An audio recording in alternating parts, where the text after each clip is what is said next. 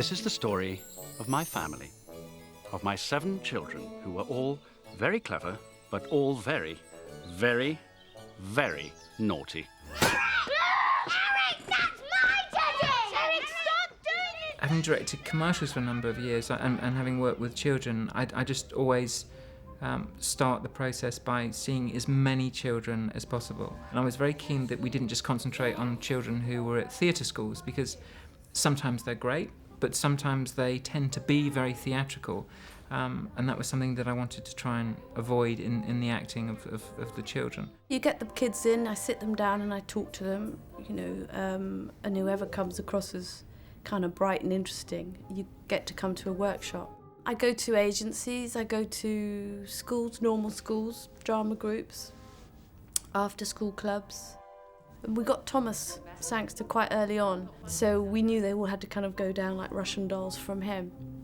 Thomas would be probably, when you get a role like that, a boy that age, Thomas would probably be the first person you thought of, because, we all know him, and also because Emma had worked with him on Love Actually.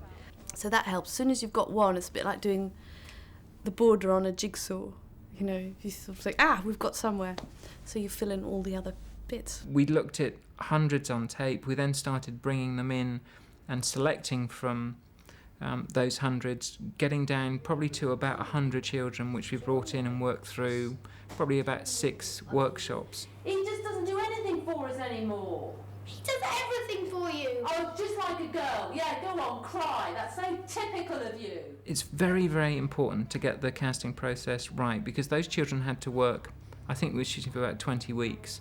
They have to be committed, they have to be interested in what we're doing, and they have to be very professional and grown up, which isn't something which you would normally associate with a 7-year-old child. It was a real issue to try to find the right child for each part in terms of looking right, behaving right, being the sort of icon of that child, but also somebody who was going to love acting and who was going to love being around 120 people every day and who was going to look forward to doing it every single morning for months and months and months. I have found over the months that I've become much more interested in watching them than anybody else, because they're engaging, totally engaging them. They're so interesting to watch.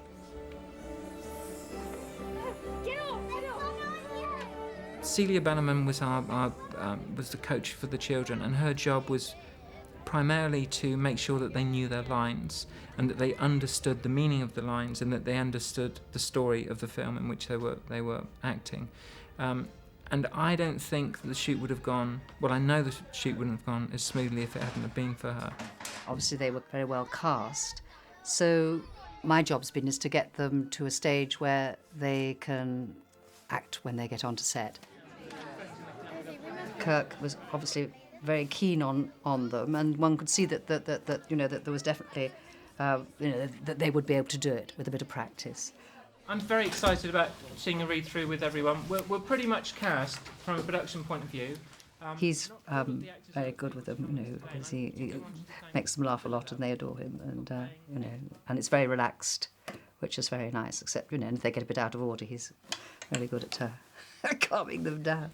I'm Sam, and I'm playing Sebastian. I'm Jenny, and I'm playing Lily. I'm Raphael, and I'm playing Eric. I'm Eliza, and I'm playing Tora. I'm Thomas, and I'm playing Simon. My children.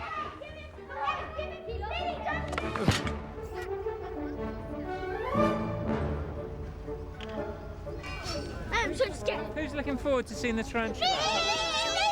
Are you sure?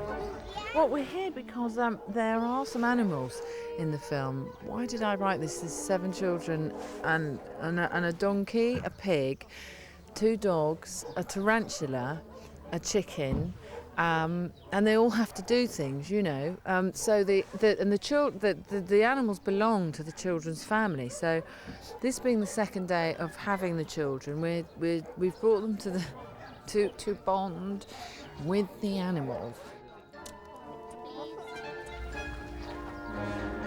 Well, I spent a lot of time with the children. I also thought it was important that we worked together, almost to try and create a family relationship, because these children needed to appear on screen as a family.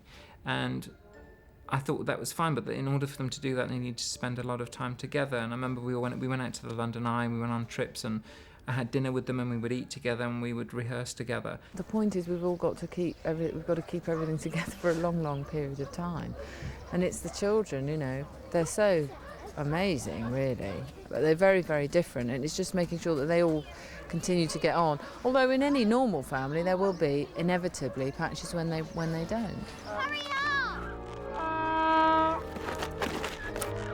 Tie it, Chrissy. The kids are mischievous, mean, you know, just evil, really. Children, where's Aggie? They've been specifically written as completely different characters, and so so they all work together. So like you have Thomas, who's playing Simon. He's the team leader. He's the one who rounds them all up, thinks of the ideas, all the naughty things. You know, he leads them. Never mind that. There's no more nannies. He's angry at his father that his mother's died, that it's not his fault. You will leave me this instant. Go home at once. Go home.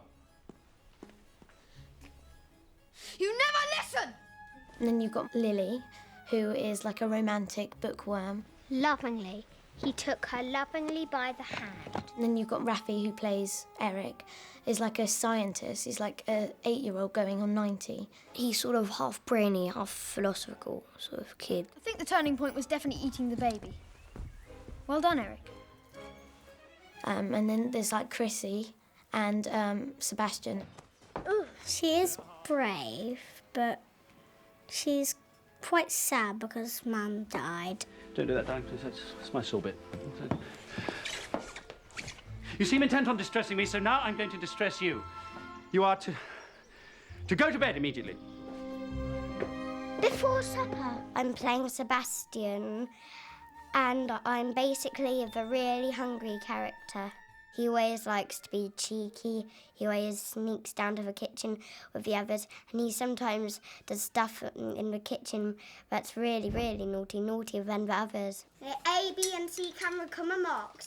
Sam who is a sort of law unto himself, and a child whose rhythms and thoughts, I mean, I've never come across before. He's just extraordinary, but Kirk put a rule into place, which was, when we're shooting, please don't ask any questions that aren't absolutely necessary, because we haven't got the time. And we were all on the beach in dreadful weather at Lulworth Cove, and the children were sort of shivering away.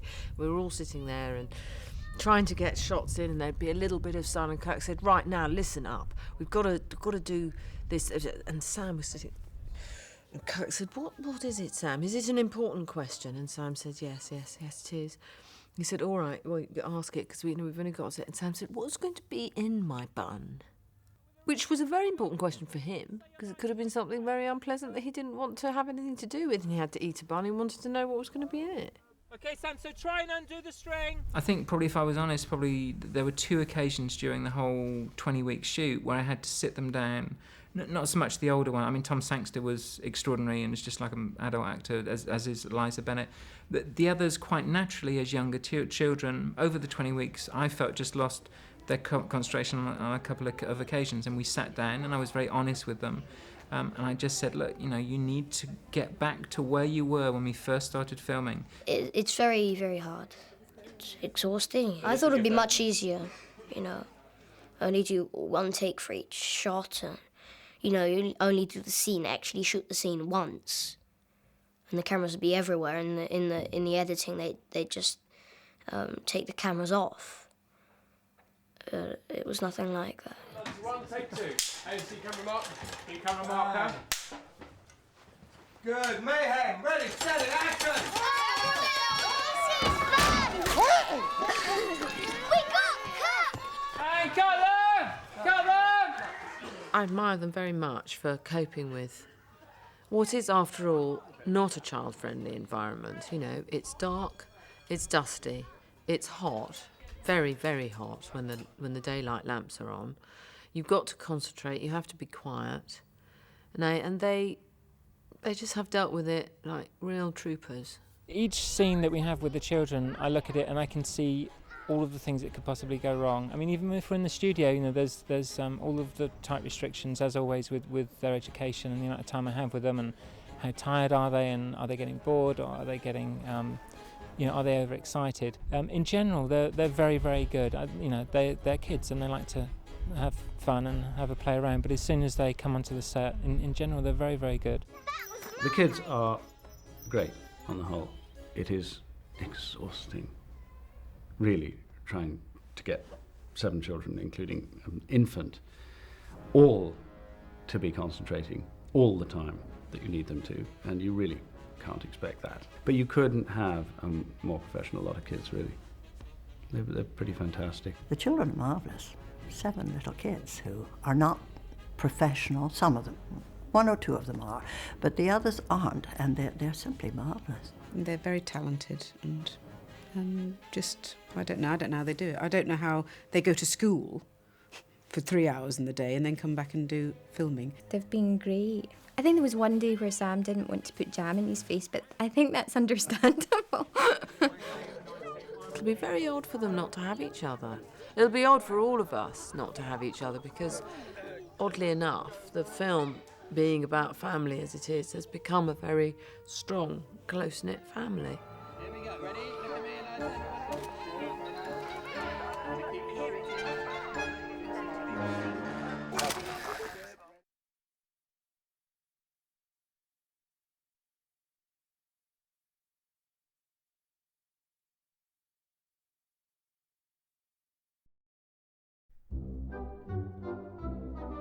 Michael Howells gave the interior sets a very strong sense of design and of colour, but when it came to looking for exterior locations which might serve as a ready-made village, we were very disappointed, and at that stage the decision was made to build the village and the Brown House from scratch.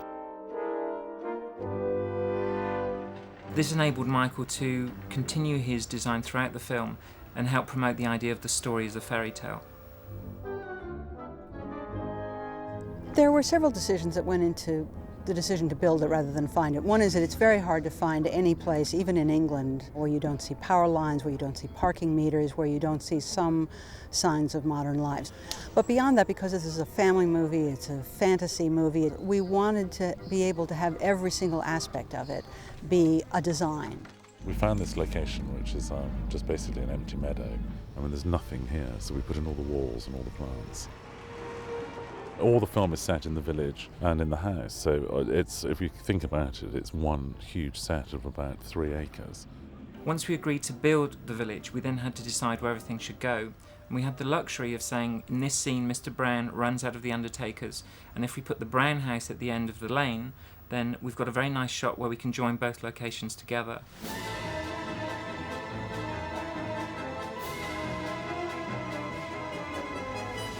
I think it all helps. If an audience sees a story taking place in a real space, then it can only help them to believe in the world in which the story is set. I really wanted it to be one of those houses that, so when children actually see the film, you want to live in that house yourself.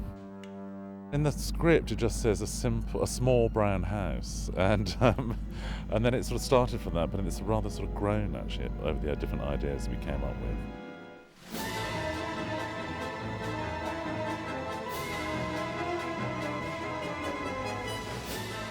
I mean, the house has got 40 tons of steel in it, so it needed a lot of planning. Everyone who came to visit the set could not believe that it had not always been there. I had seen Penn as a field, you know, a sort of empty field, and I thought, nice field. But when we got back, there was a house built, a village, a whole village. They're planting nettles and weeds and things, all the kind of things that would normally grow naturally. They're planting those in specifically to grow. A lot of the early conversations revolved around what was needed from a practical point of view and a comedy point of view.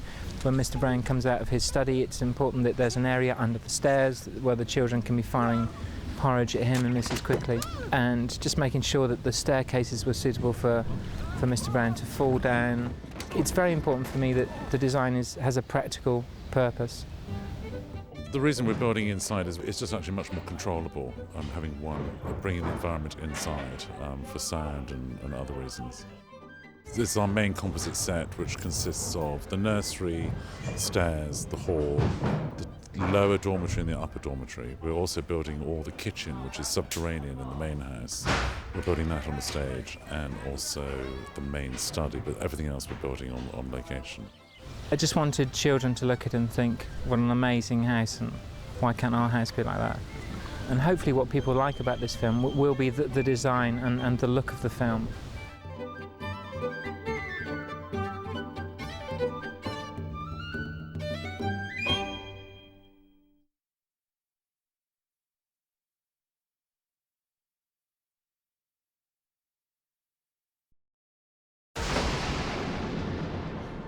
While we were working on the screenplay, all we did was put in exactly what's in the book. 2 warts, a nose the size of 2 potatoes, an eyebrow, 2 eyebrows that have grown together in the middle. And we just took those exact elements and put them there.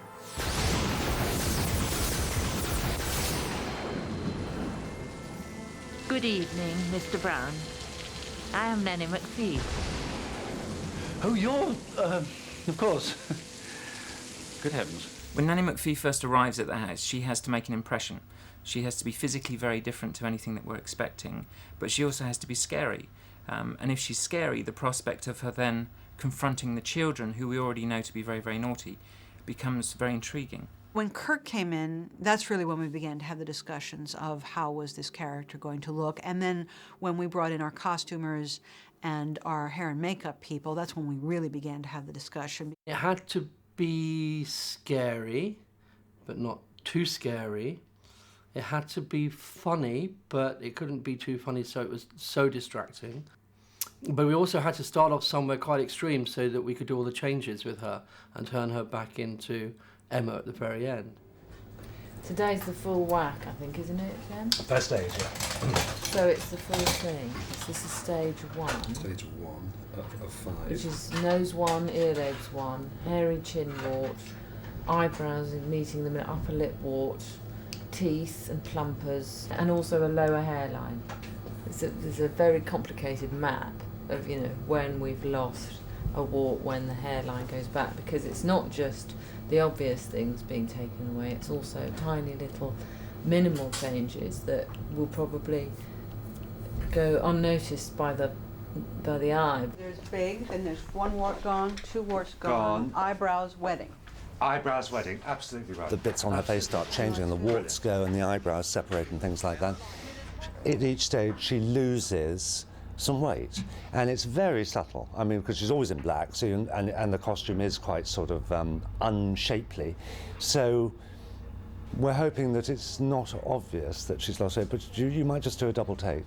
I think a lot of people, even a lot of actresses and that, have read horror stories about these prosthetics taking hours and hours and hours, and the idea of sitting in a chair for a long time when you really want to be on stage acting, or you've got to get in really early to get this piece on, it doesn't fill you with joy. But he's got it down to just over an hour for the whole lot, which is amazing, really. Before we started, I did have a concern. I thought, oh God, it's going to be a nightmare.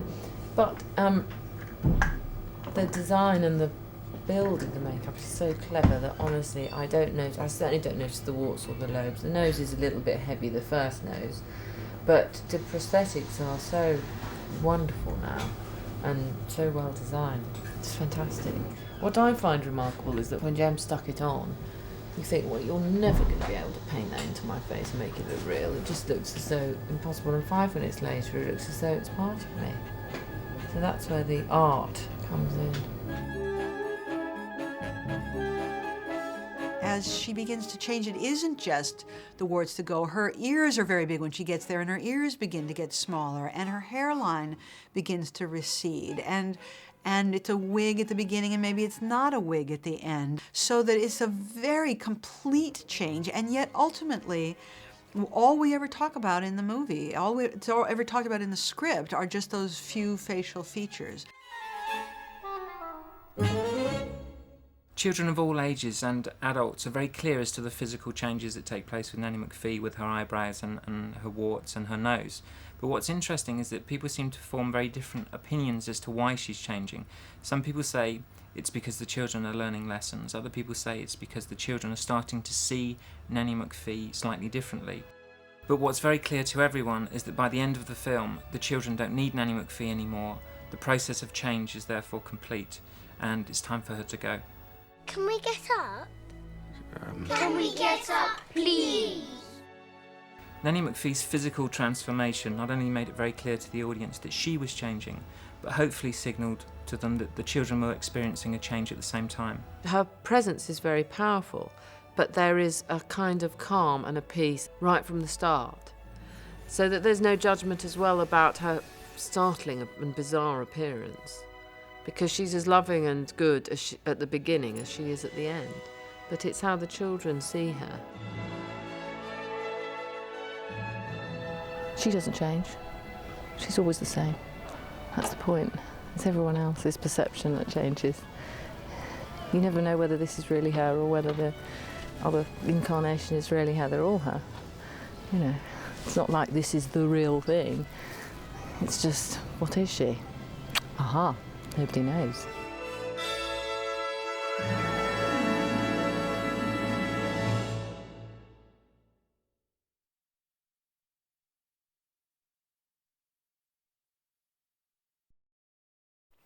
Your children are out of control, Cedric. On Remarket, 696, take one.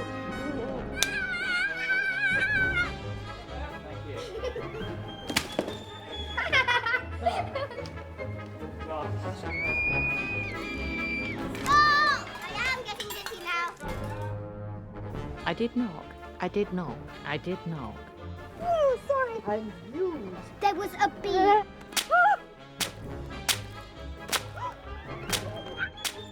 Not that cake! I didn't spend my life in the army for this! I love the lot of you! Lolly, yay! I've had it. Of course you can.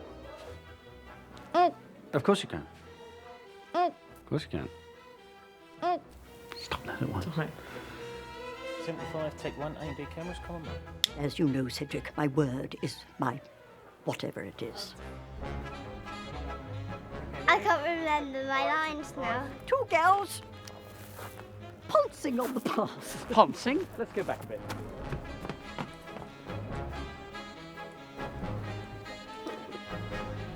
Hello. Mr. Brown, what are you at? I'm very sorry, Evangeline. Ruined by a fly. Should we try it again? Essential, dare I say, naked humanity. Hang on, so we're getting the jelly at all? 1, 2, 3. Early? I was a fraction. Oh, the timing, okay. 3. So I wasn't ready for that. No.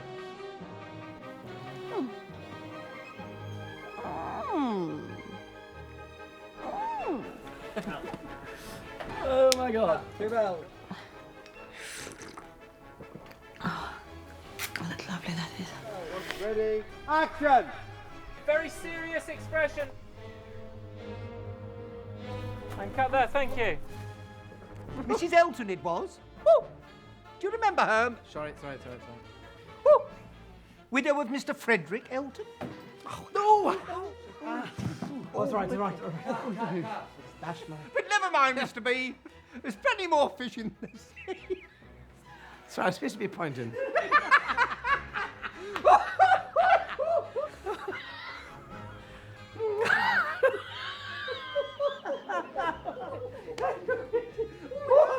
Oh, stop it!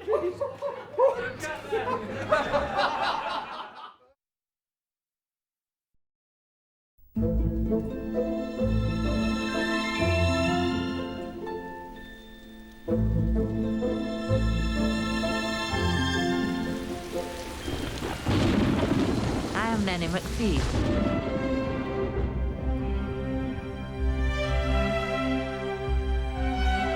The film Nanny McPhee was written for the screen by Emma Thompson, the Academy Award-winning screenwriter of Sense and Sensibility.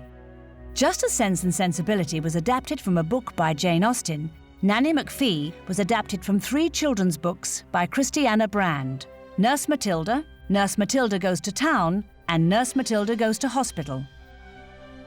Many aspects of the movie originated in the 3 books. Some of the adult characters are there, including Mr. Brown, Aunt Adelaide,